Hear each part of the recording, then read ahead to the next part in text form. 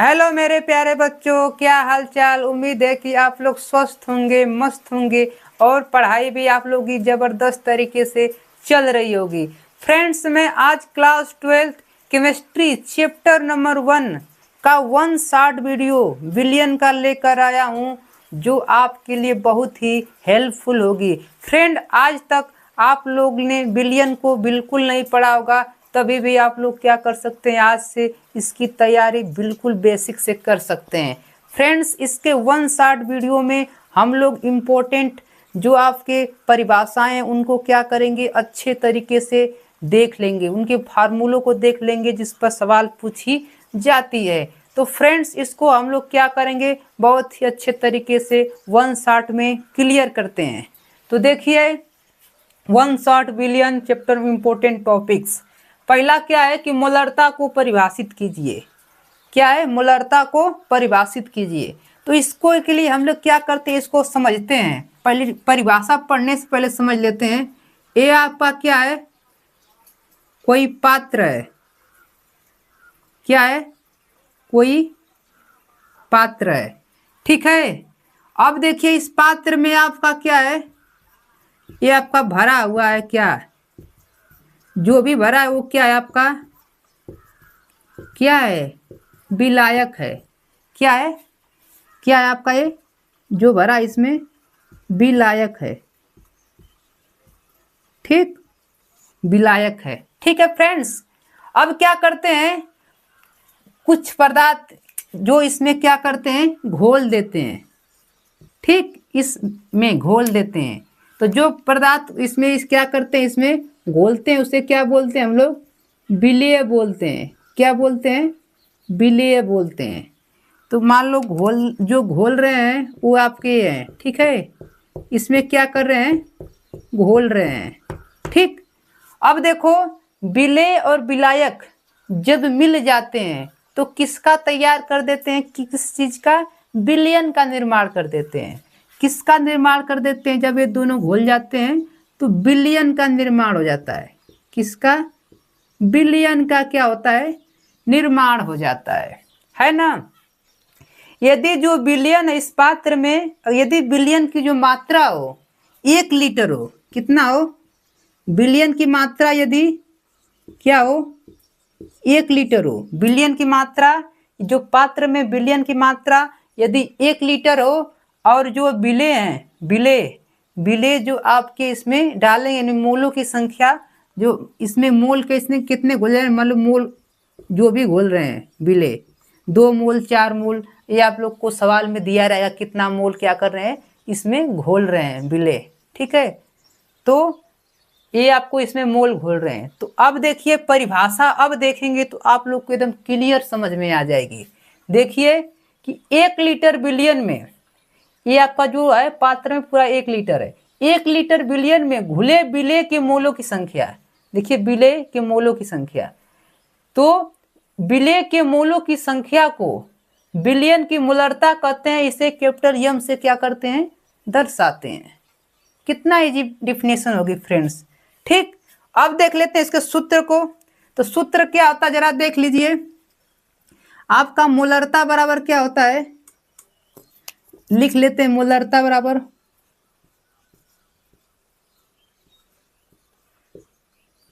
मोलरता बराबर जो आपका होता है, क्या होता है, विलेय के मूल, विलेय के मूल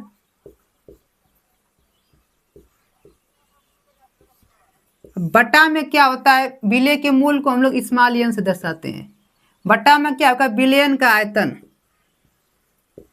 विलयन का आयतन, विलयन का आयतन। ठीक है, अब जरा देखिए, सबको पता है ये आपका क्या हो गया, फार्मूला आ गया। क्या हो गया आपका, ये आपका फार्मूला आ गया। अब जरा देख लीजिए, यन बराबर आपको पता है, यन बराबर क्या होता है, स्मॉल डब्ल्यू बटा की स्मॉल एम। ये यन बराबर है। अब पता रहना चाहिए यन क्या है, यन क्या है आपका, मोलों की संख्या है। क्या है, मोलों की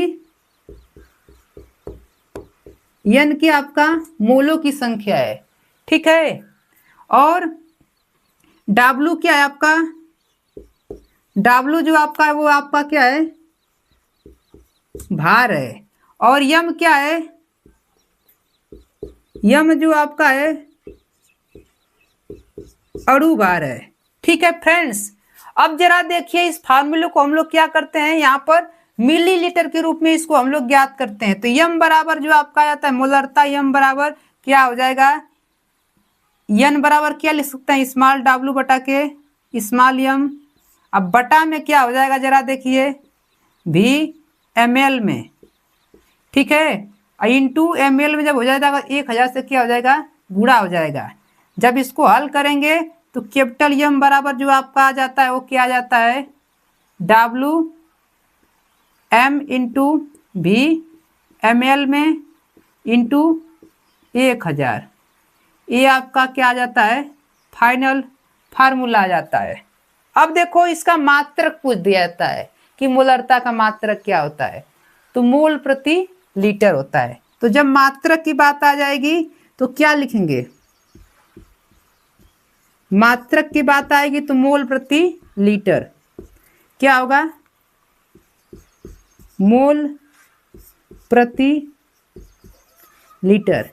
तो फ्रेंड्स इसको क्या करेंगे, अच्छे से स्क्रीनशॉट ले लीजिए, फिर आगे देखते हैं।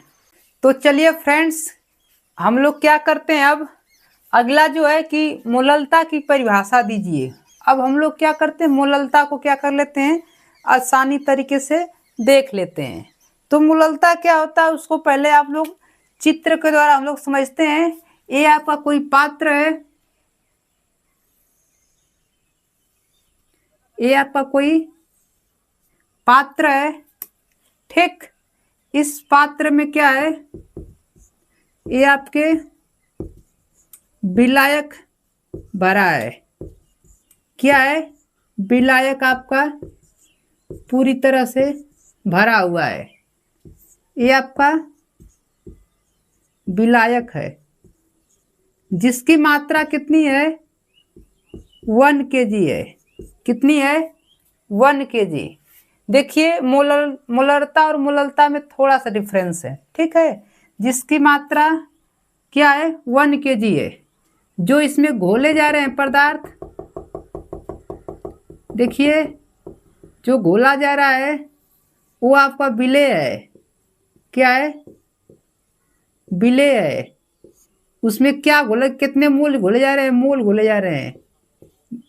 अब मोल आपको पता है ना, 2 मोल 4 मोल 8 मोल ये आपके इसमें क्या कर रहे हैं, घोल रहे हैं, ठीक है। और विलायक की मात्रा क्या हो, 1 kg हो। तब क्या होगी, इसकी परिभाषा जरा देख लीजिए कि 1 किलोग्राम, ये जो विलायक है आपका 1 किलोग्राम है। तो 1 किलोग्राम विलायक में, 1 किलोग्राम विलायक में घुले विलेय के मोलों की संख्या, घुले विलेय के मोलों की संख्या को मोललता कहते हैं। इसे स्मॉल m पर डैश से क्या करते हैं हम लोग, प्रदर्शित करते हैं, ठीक है। जरा देख लेते हैं मोललता बराबर फार्मूला क्या होता है। तो मोललता बराबर क्या होता है, तो मोललता बराबर आपका जो होता है फार्मूला, विलेय के मोल, विलेय के मोल, विलेय के मोल। अब बटा में क्या होता है, विलायक का आयतन, या विलायक का आयतन सॉरी, विलायक का भार, विलायक का भार किस में रहेगा, केजी में, ठीक है फ्रेंड्स। ये आपका फार्मूला, इसको अच्छे से क्या करेंगे, देख लेंगे, ठीक। अब देखिए सबको पता है, चूंकि आप लोग जानते हैं कि n बराबर क्या होता है, W बटा के स्मॉल m, है ना। मोलों की संख्या बराबर भार बटा के अणु भार होता है, ठीक। तो यहां से मान निकालते हैं, मान क्या होगा जरा देखिए। तो स्मॉल m डैश बराबर क्या हो जाएगा, W मोलों की संख्या, विलय में मोलों की संख्या, इसके बराबर क्या लिख सकते हैं, W बटा के M। और ये विलायक का भार, अब विलायक के भार को हम लोग कैपिटल W से लिखते हैं। और ये किस में है, विलायक का भार अब ग्राम में है। ग्राम में जब रहेगा तो 1000 से क्या कर देंगे, गुणा कर देंगे। तो जब गुणा कर देंगे तो इसको सही तरीके से लिखेंगे तो स्मॉल डैश बराबर आपका क्या निकल जाता है, तो स्मॉल W और स्मॉल m और कैपिटल W ये ग्राम में रहेगा इंटू 1000। ये आपका स्मॉल m डैश बराबर फार्मूला जाता है, जिसको आप लोग अच्छे तरीके से देख लेंगे। जब मात्रा की बात आती है कि मात्रक इसका क्या होता है, तो मात्रक देख लेते हैं। मात्रक आपका क्या होता है, इसका मोललता का मात्रक क्या होता है, तो मोल प्रति केजी होता है। क्या होता है, मोल प्रति केजी, ये इसका क्या होता है, मात्रक होता है फ्रेंड्स। तो फ्रेंड्स बहुत ही इजी है, इसको क्या कीजिए, स्क्रीनशॉट लीजिए। तो फ्रेंड्स इसके आगे हम लोग क्या करते हैं, देख लेते हैं। तो देखिए अगला टॉपिक क्या है कि मोल प्रभाज की परिभाषा दीजिए। मोल प्रभाज पूछा जाता है या मोल अंश, तो इसको हम लोग पहले ऐसे समझ लेते हैं डायग्राम के द्वारा, फिर क्या करते हैं, इसको देखते हैं परिभाषा को। तो जरा देखिए, ये आपका कोई पात्र है, ठीक है, क्या आपका कोई पात्र है जिसमें क्या भरा है, बिलियन भरा है। इस पात्र में जो आपका है बिलियन भरा है, इस पात्र में आपका बिलियन भरा हुआ है, ठीक, ये आपके बिलियन है।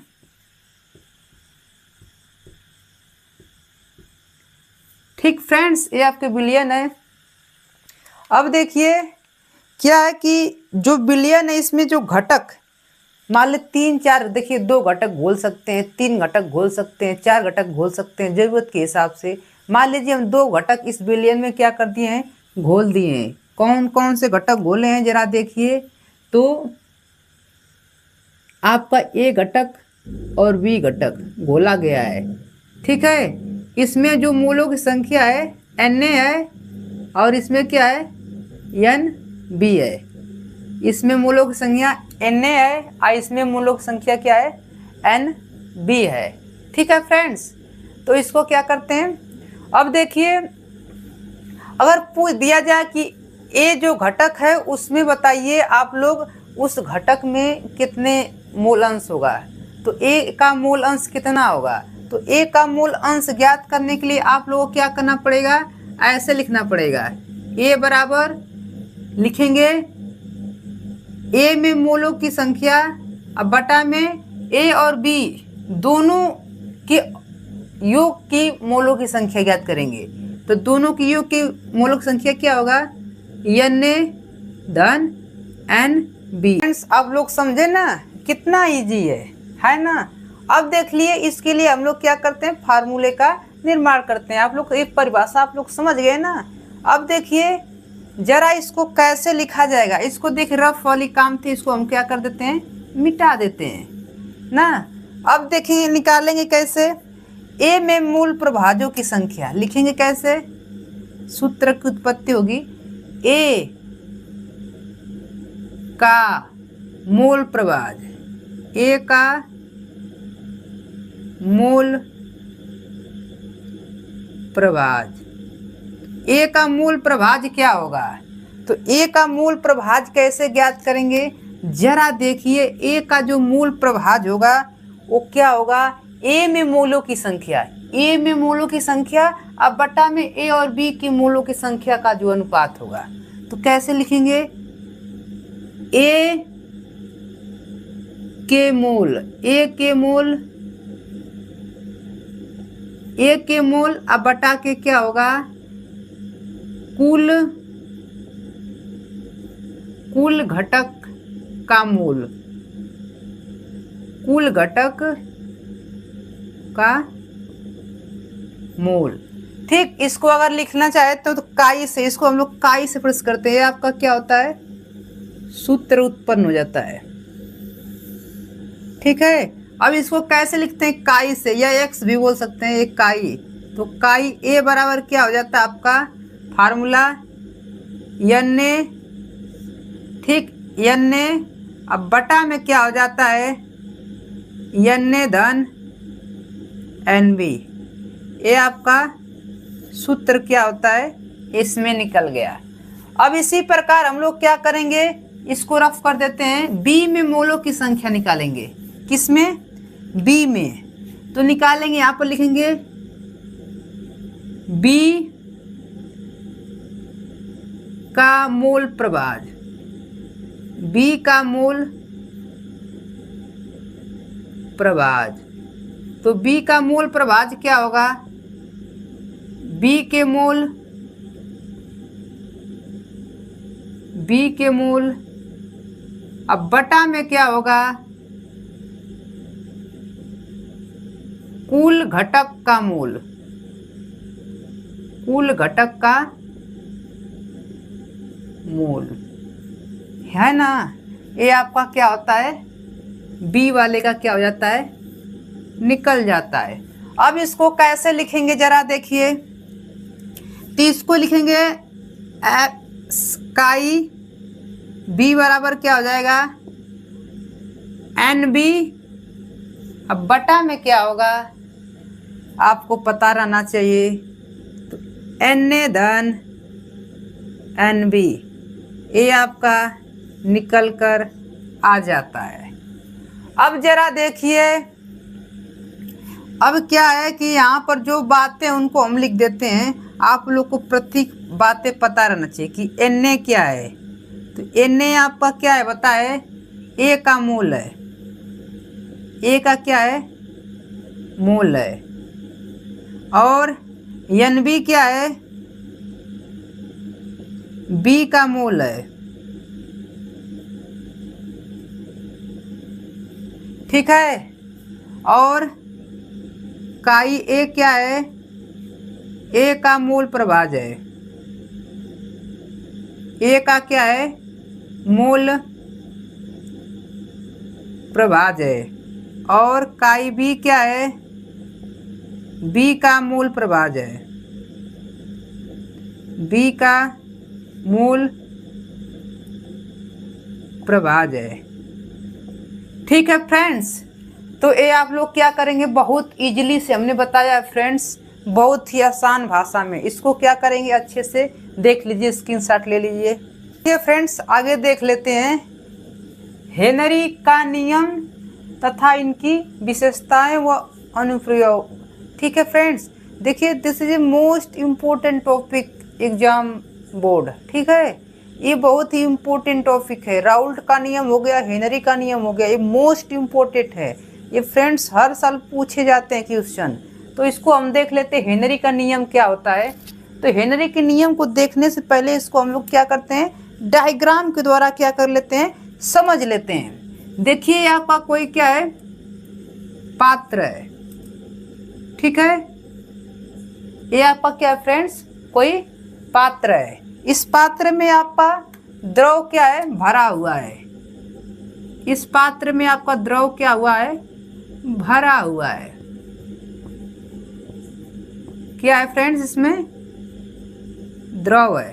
ठीक है, अब क्या करते हैं, इस द्रव में क्या करते हैं, C2 गैस, कौन सी, C2 friends, sorry mistake, O2 gas क्या करते हैं, इसमें क्या करते हैं, घोलते हैं। ठीक है, क्या करते हैं, O2 गैस इसमें जब डाली जाती है, ठीक, और जब डालते हैं तो उस स्थिति में इसका ताप क्या रहना चाहिए, टेम्परेचर आपका क्या रहना चाहिए, कांस्टेंट रहना चाहिए।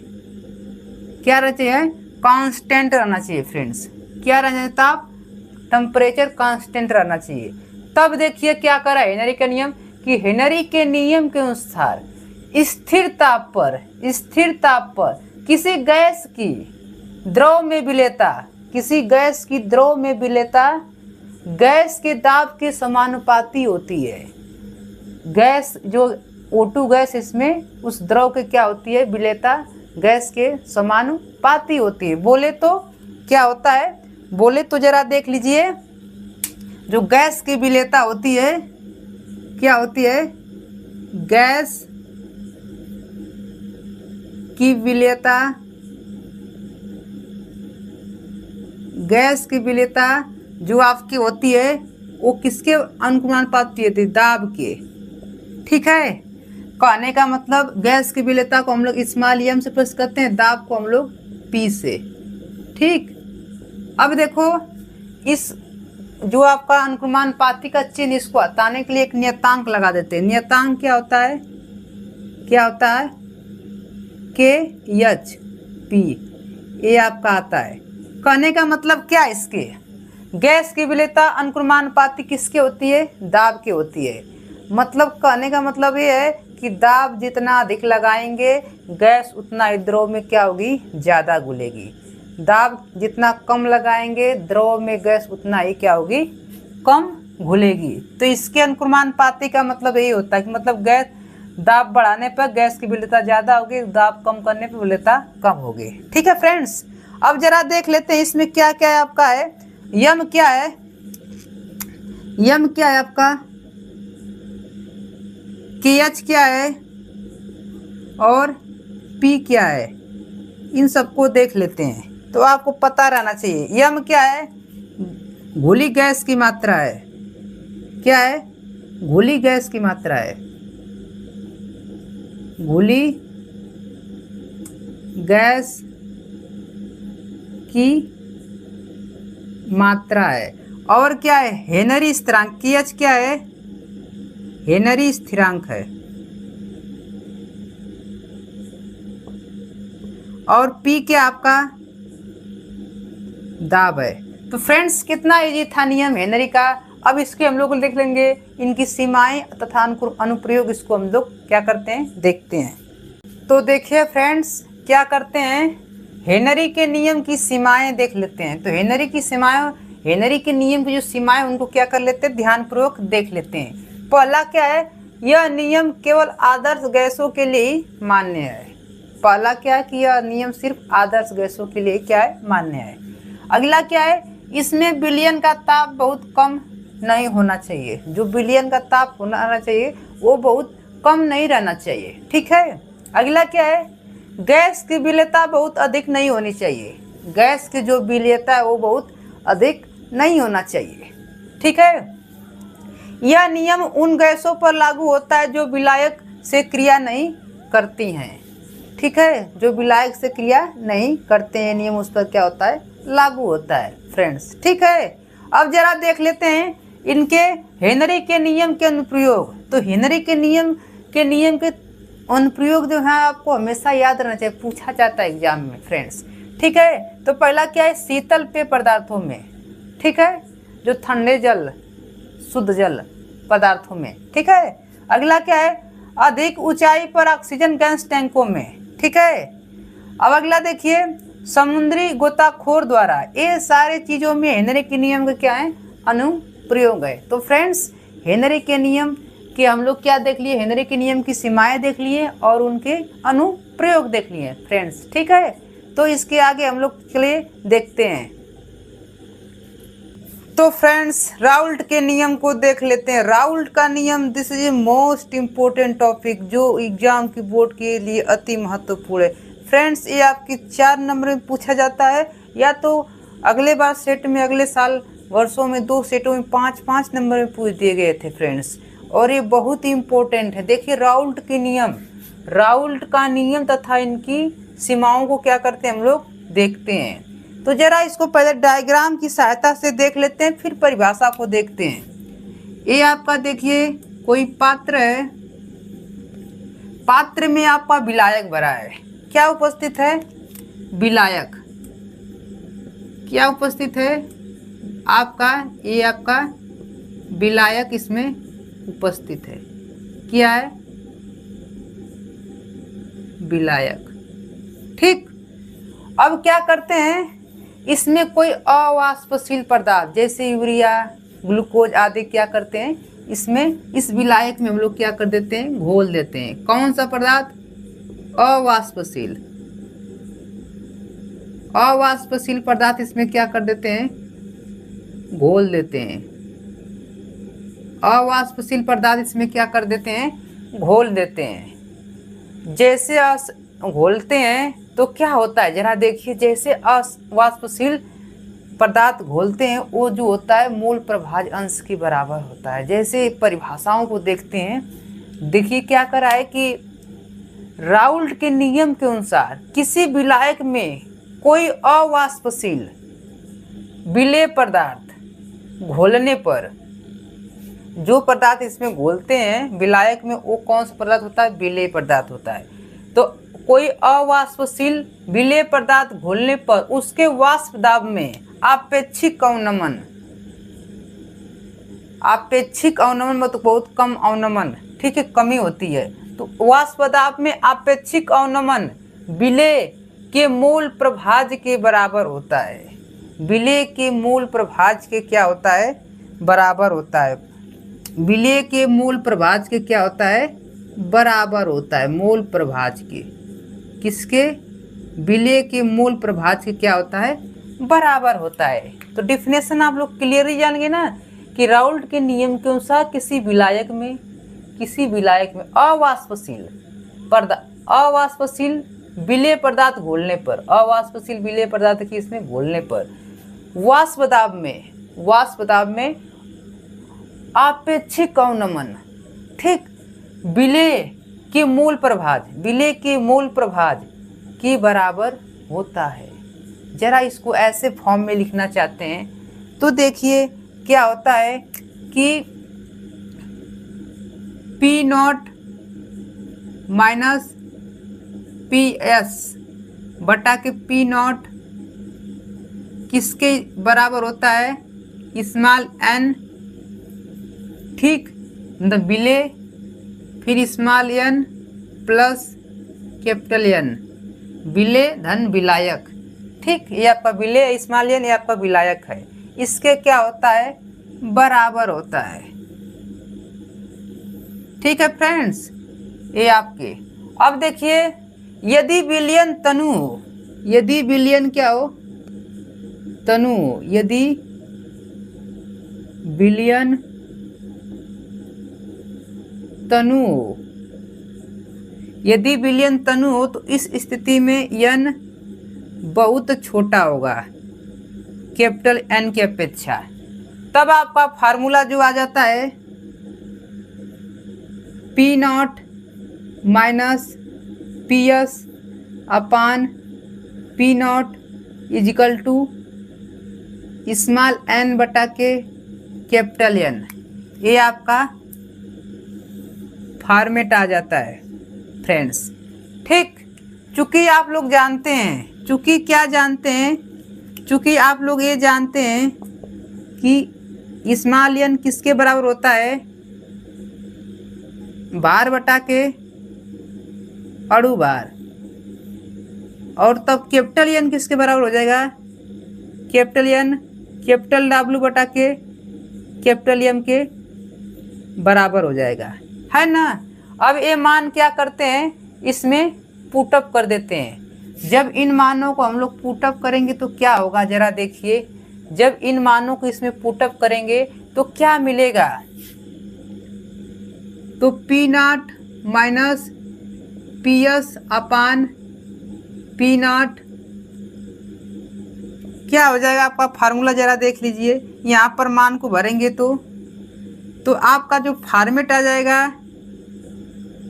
स्मॉल W बटा के small m into capital M बटा के कैपिटल W।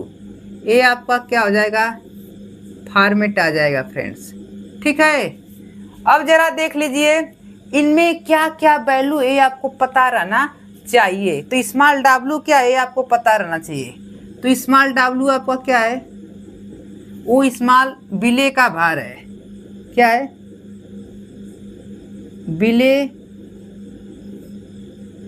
का भार है। और स्मॉल m क्या है, विलेय का अणु भार है, विलय का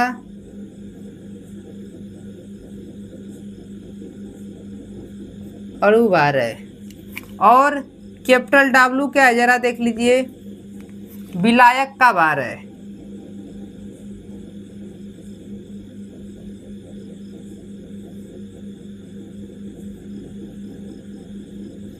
और पी नॉट क्या है, पी नॉट आपका क्या है, विलायक, शुद्ध विलायक का वाष्प दाब है। शुद्ध विलायक का वाष्प दाब है। और पीएस क्या है, पीएस आपका जो है विलयन का वाष्प दाब है। विलयन का वाष्प दाब है।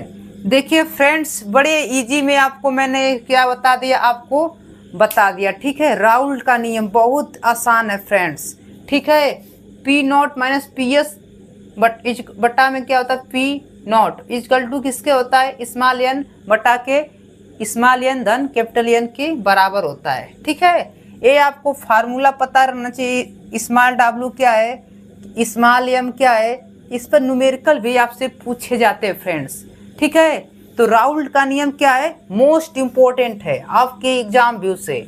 इसको अच्छे से क्या कर लेंगे, देख लेंगे। अब इनकी हम लोग क्या करेंगे, इनकी सीमाओं को देखते हैं। तो देखिए फ्रेंड्स, क्या करते हैं, देख लेते हैं राउल्ट के नियम की सीमाएं। तो राउल्ट का नियम तनु विलयन पर लागू होता है, सांद्र विलयन पर नहीं। मतलब जो राउल्ट का नियम होता है, तनु मतलब क्या होता है, पतलापन। तो पतलेपन विलयन पर क्या होता है, लागू होता है। और सांद्र विलयन पर नहीं, मतलब सांद्र मतलब गाढ़ापन, तो गाढ़ापन विलयन पर क्या होता है, राउल्ट का नियम आपका लागू नहीं होता है फ्रेंड्स। ठीक है, पहली सीमाएं थी। ठीक है, राउल्ट के नियम की पहली सीमा थी। दूसरा क्या है, राउल्ट का नियम केवल अवाष्पशील विलेय पदार्थ के विलयन पर ही लागू होता है। जो अवाष्पशील पदार्थ होते हैं उसी पर क्या होता है, आपका राउल्ट का नियम क्या होता है, लागू होता है फ्रेंड्स। ठीक है, जरा अगला देख लेते हैं। विद्युत अपघट्यों के विलयन पर यह लागू नहीं होता। विद्युत अपघट्य जो भी होते हैं उसके विलयन पर राउल्ट का नियम आपका लागू नहीं होता है। इनकी सीमाएं आपसे पूछी जाती है फ्रेंड्स। तो राउल्ट का नियम तथा इनकी सीमाओं को आप लोग अच्छे से क्या कर लेंगे, देख लेते हैं। ठीक है फ्रेंड्स, देख लीजिए, स्क्रीनशॉट ले लीजिए। तो फ्रेंड्स देख लेते हैं अगला पॉइंट्स क्या आपका, क्वथनांक में उन्नयन से आप क्या समझते हैं। मोस्ट इम्पोर्टेंट क्वेश्चन है, इस पर न्यूमेरिकल आपसे पूछे जाते हैं। क्वथनांक में उन्नयन से आप लोग क्या समझते हैं, इस पर न्यूमेरिकल क्वेश्चन आपके फ्रेंड्स बनते हैं। तो इसको हम लोग क्या करते हैं, बहुत इजी वे में क्या कर लेते हैं, समझ लेते हैं। पहले डायग्राम के द्वारा समझ लेते हैं कि ये आपका कोई क्या है, पात्र है। देखिए उन्नयन का मतलब क्या होता है, वृद्धि। ठीक है, तो ये आपका कोई पात्र है जिसमें क्या भरा है आपका, ये आपके विलायक हैं, इसमें आपका विलायक भरा है। क्या भरा है, विलायक। इस पात्र में आपका क्या भरा है, विलायक भरा गया है। ठीक है, अब क्या करते हैं, इस पात्र में अवाष्पशील पदार्थ क्या कर देते हैं, विलेय इसमें घोल देते हैं। कैसा, अवाष्पशील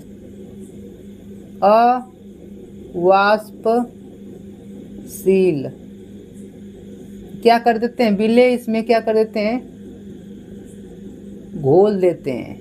ठीक, इस जो विलायक है उस विलायक में क्या करते हैं हम लोग, अवाष्पशील विलेय क्या कर देते हैं, घोल देते हैं। ठीक है फ्रेंड्स, तो देखिए अवाष्पशील पदार्थ उस विलायक में घोलने से क्या होता है उसको हम लोग क्या करेंगे, देखेंगे।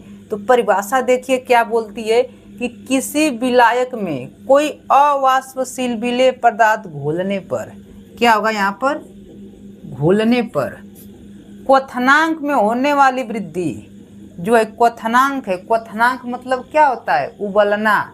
जैसे बोला जाता है कि जल का क्वथनांक, तो 100 डिग्री पर क्या होता है? जल आपका उबलना शुरू कर देता है। क्वथनांक मतलब गर्माहट, कब उबलने लगता है। तो जल का क्वथनांक पॉइंट कितना है आपका? 100 डिग्री है। ठीक है, तो क्या बोल रहा है कि क्वथनांक में होने वाली वृद्धि, ठीक, को क्वथनांक में उन्नयन कहते हैं। क्वथनांक में उन्नयन मतलब क्वथनांक में उन्नयन का मतलब क्या होता है? वृद्धि।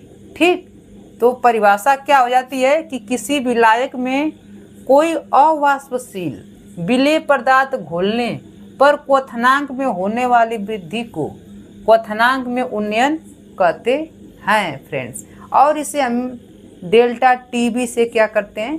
प्रदर्शित करते हैं। ठीक है फ्रेंड्स, तो इसको लिख लेते हैं। तो इसको डेल्टा टीबी बराबर क्या हो जाएगा फ्रेंड्स? लिख लेते हैं। तो देखिए डेल्टा टी और बी बराबर जो आपका होगा 1000 इंटू के बी इंटू स्मॉल डब्लू बटा में क्या होगा? स्मॉल एम गुणे कैपिटल डब्लू। इसका मान किस में होगा? ग्राम में होगा फ्रेंड्स। ठीक है, ये आपका क्या हो जाता है? फार्मूला हो जाता है। ठीक, अब देख लीजिए इनके बारे में देख लेते हैं कि क्या डेल्टा टीबी क्या है। तो डेल्टा टीबी क्या है आपका, उसको लिख लेते हैं। तो डेल्टा टीबी, तो डेल्टा टीबी क्या है? क्वथनांक में उन्नयन है। क्या है? क्वथनांक, क्वथनांक में क्या है? उन्नयन है। ठीक है फ्रेंड्स, अगला केबी क्या है? केबी आपका क्या है? जरा देखिए, तो मूलल उन्नयन स्थिरांक है। क्या है? मूलल उन्नयन स्थिरांक है। ठीक है, अब देखिए डब्लू क्या है? स्मॉल डब्लू जो आपको आपका है वो क्या है? विलेय का भार है। क्या है? विलेय का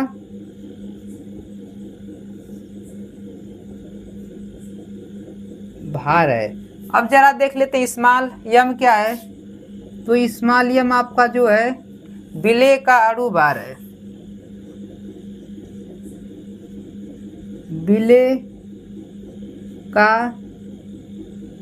अणु भार है। बिला अब अगला कैपिटल डब्लू क्या है? जरा उसको देख लेते हैं। तो विलायक का भार है। क्या है? विलायक का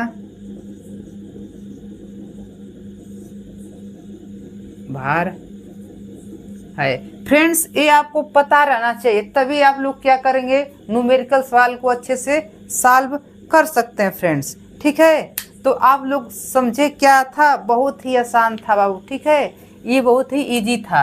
क्वथनांक में उन्नयन क्या थी, इसकी परिभाषा देखिए, बहुत ही इजी थी। आप लोग समझ गए ना? तो कोई डाउट्स हो तो बताइएगा। ठीक है, तो इसको स्क्रीनशॉट लेना ना भूलें फ्रेंड्स। तो देखिए फ्रेंड्स, आगे क्या कर लेते हैं हम लोग, देख लेते हैं। क्या अगला दिया है कि हिमांक में अवनमन से आप क्या समझते हैं? तो हिमांक में अवनमन, अवनमन का मतलब होता है फ्रेंड्स कमी। क्या होना? कमी। क्या होता है अवनमन का मतलब?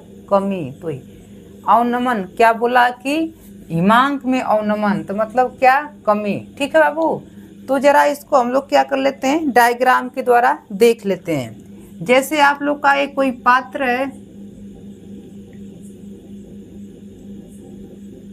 ठीक, इसमें क्या भरा आपका?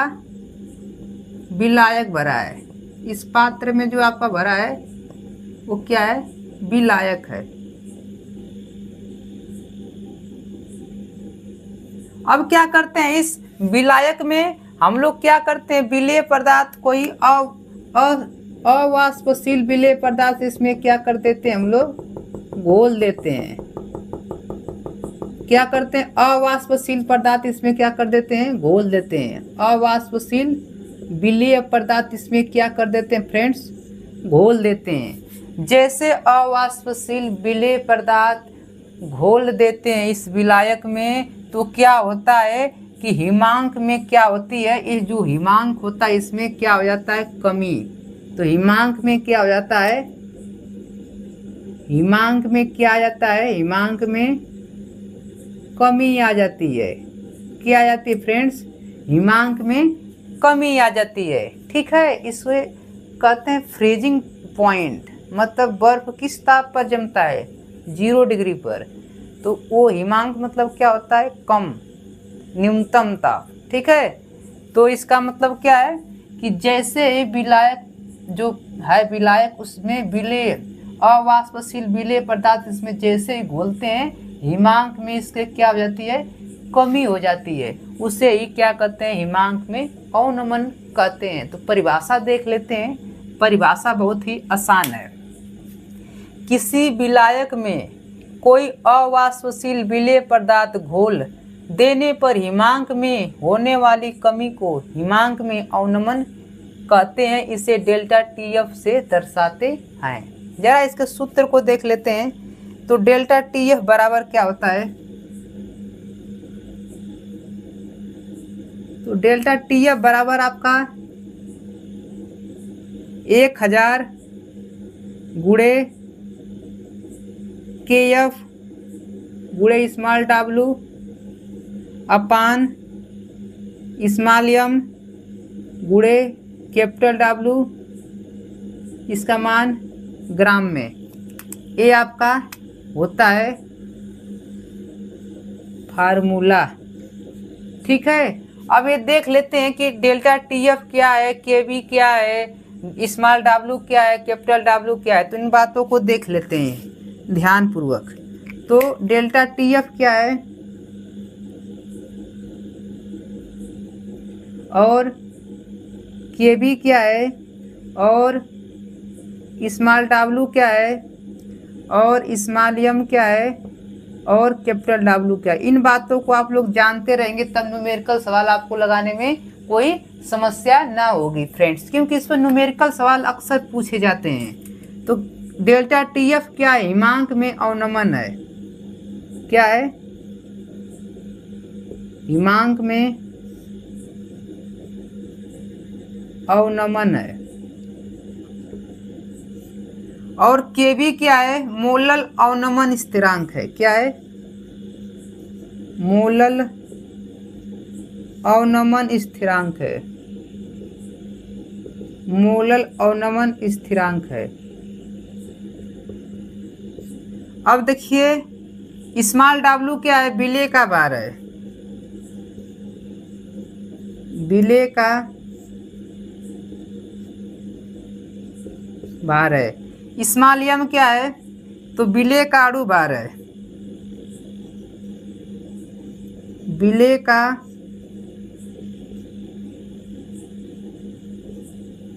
अणु भार है। और कैपिटल W क्या है, विलायक का भार है।